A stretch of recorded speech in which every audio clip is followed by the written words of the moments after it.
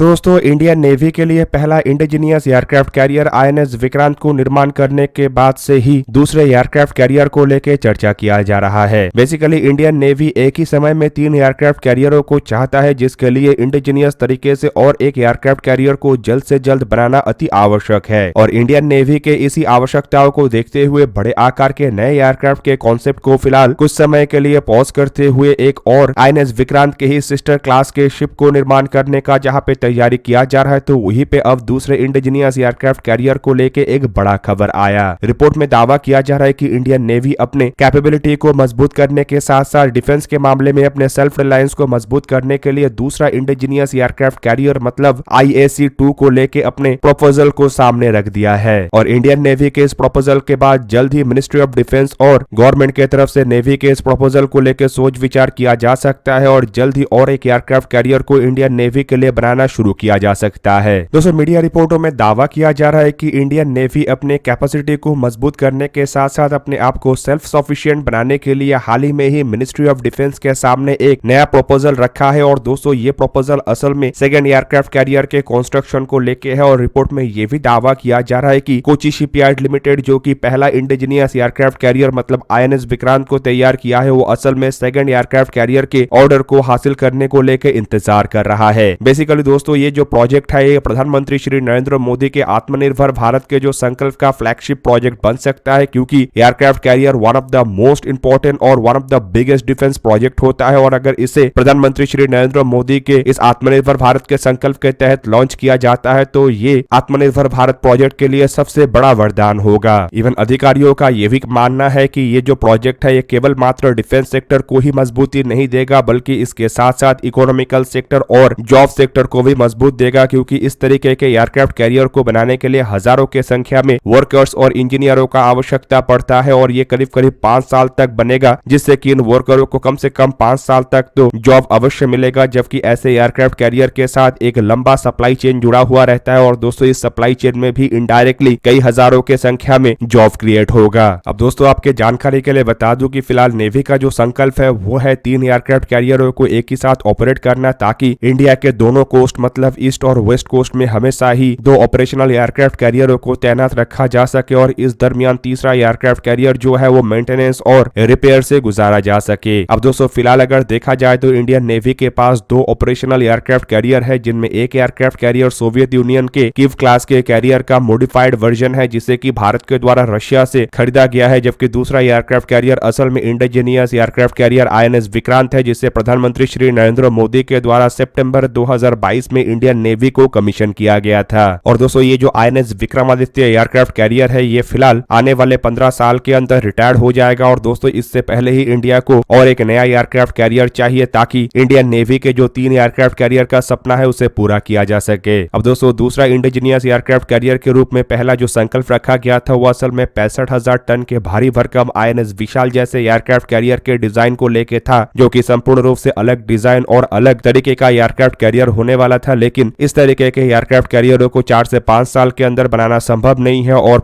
संपूर्ण नए डिजाइन के कारण डिजाइन वैलिडेशन कई तरीके की और भी जांच पड़ताल के लिए इन एयरक्राफ्ट कैरियर को समय लगेगा, जिससे कि ऐसे एयरक्राफ्ट कैरियर बनाते बनाते शायद INS Vikramaditya aircraft carrier retired भी हो जाए। और दोस्तों ऐसा अगर होता है तो 3 एयरक्राफ्ट कैरियरों का सपना इंडियन नेवी का कभी पूरा नहीं होगा। और दोस्तों इसे ही देखते हुए और बजट को देखते हुए आईएनएस विक्रांत जैसे सिस्टर शिप को निर्माण करने को लेकर इरादा बनाया गया है। और कोची शिपयार्ड लिमिटेड जो कि पहला इंडिजीनियस एयरक्राफ्ट कैरियर को निर्माण किया है उसके तरफ से भी ये साफ कर दिया गया है कि अगर आईएनएस विक्रांत के सिस्टर शिप को निर्माण किया जाता है तो कोची शिपयार्ड लिमिटेड के पास फिलहाल इतना इंफ्रास्ट्रक्चर है कि 5 साल के अंदर जल्द से जल्द इस एयरक्राफ्ट कैरियर को बना के तैयार किया जा सकता है। और शायद यही एक बड़ा कारण है जिसके वजह से नेवी भी फिलहाल आईएनएस विक्रांत के सिस्टर शिप के अंतर्गत आगे बढ़ना चाहता है। दूसरी तरफ दोस्तों एयरक्राफ्ट कैरियर के बेड़े को मजबूत करने के लिए नेवी के द्वारा करीबन 26 carrier based multi role aircraft के रूप में राफेल एम एयरक्राफ्ट को खरीदा जा रहा है। और नेवी के और आवश्यकताओं को पूरा करने के लिए हिंदुस्तान एरोनॉटिक्स लिमिटेड और एरोनॉटिकल डेवलपमेंट एजेंसी के द्वारा स्वदेशी aircraft carrier based multi role aircraft मतलब twin engine deck based fighter aircraft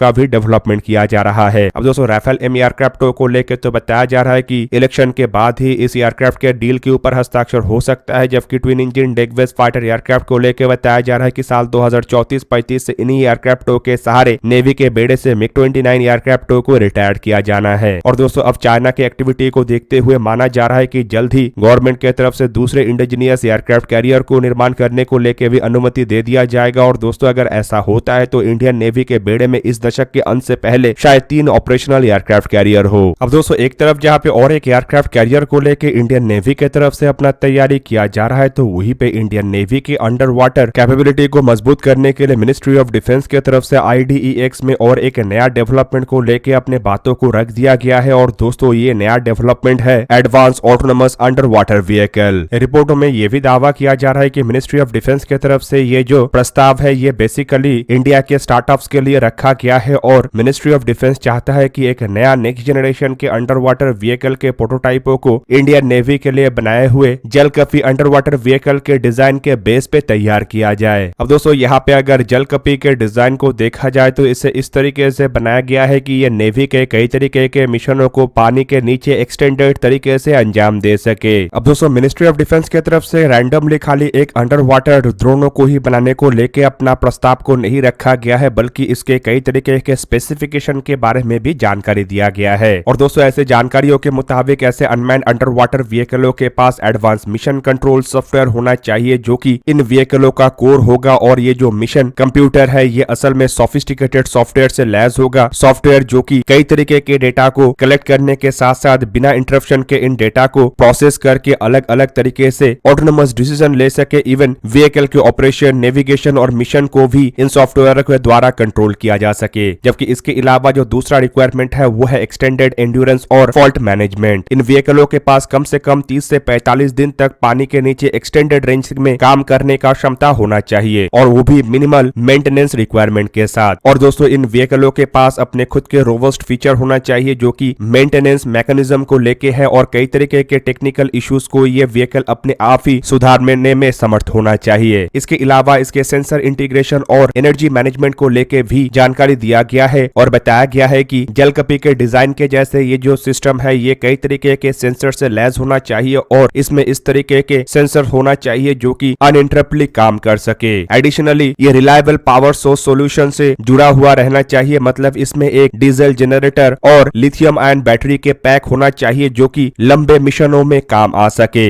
इसके अलावा दोस्तों इन व्हीकलों के पास ऑटोनोमस सरफेस ऑपरेशंस और डेटा प्रोसेसिंग का कैपेबिलिटी भी होना चाहिए। मतलब दोस्तों इन व्हीकलों के पास ऐसा भी एबिलिटी होना चाहिए कि ये सरफेस के ऊपर भी ऑपरेट कर पाए, और खास करके इसके लिए इसमें डीजल जनरेटर और रिचार्जेबल बैटरी भी होना चाहिए। और ये बैटरी जहाँ पे पानी के नीचे इन व्हीकलों को पावर सप्लाई करेगा तो वहीं पे पानी के ऊपर आने के बाद डीजल जनरेटर के द्वारा ये अपने आप को रिचार्ज कर सकेगा। जबकि इसके अलावा दोस्तों इन व्हीकलों के पास कई तरीके के ऐसे सेंसर्स होना चाहिए जो अपने डेटा को ऑटोनोमस तरीके से प्रोसेस कर सके और इन डेटाओं को ट्रांसमिट करके सभी तरीके के जानकारी को सरफेस वेसल्स को मतलब इंडियन नेवी के जहाज तक को भेज सके। और दोस्तों सबसे खास बात यह है कि इन व्हीकलों का जो डिजाइन है वो कॉम्प्रिहेंसिव डिजाइन होना चाहिए, और साथ ही साथ शोर स्टेशन सपोर्ट भी होना चाहिए। मतलब इसे इतना कॉम्प्लेक्स नहीं होना चाहिए जिससे कि इंडिया के जो एग्जिस्टिंग इंफ्रास्ट्रक्चर है उसमें इसे ऑपरेट नहीं किया जा सके। मतलब इजी टू ऑपरेट और काफी आसान मेंटेनेंस इसका होना चाहिए, जिससे कि इंडिया कम से कम इंफ्रास्ट्रक्चर के साथ ही इस तरीके के वेसलों को अपने लगभग सभी बेसेस में और बेसेस के नजदीक ऑपरेट करने में सफल हो। अब दोस्तों ये जो IDEX नामक एग्जीबिशन को रखा गया था, बेसिकली ये इंडिया के कई तरीके के डिफेंस सेक्टर यूनिट और स्टार्टअप्स के लिए एक ऐसा चैलेंज का सेक्टर था जहां पे कि डिफेंस मिनिस्ट्री के द्वारा कई तरीके के इनोवेटिव और फ्यूचरिस्टिक हथियारों को बनाने को लेके चैलेंजेस रखा गया है। और दोस्तों कई सारे ऐसे कंपनी है जो कि डिफेंस मिनिस्ट्री के इस चैलेंज को एक्सेप्ट भी किया है और लगातार इसके ऊपर काम भी कर रहा है। दोस्तों आप लोगों को क्या लगता है कि IDEX जैसे जो एग्जीबिशन है वो किस तरीके से भारत को डिफेंस के मामले में और इनोवेटिव करने में मदद करेगा? कमेंट करके अपने राय अवश्य दीजिए। दोस्तों आज के इस वीडियो को यही पे ही करते समाप्त। किसी और एक दिन किसी और एक वीडियो में मिलेंगे, तब तक के लिए जय हिंद, वंदे मातरम।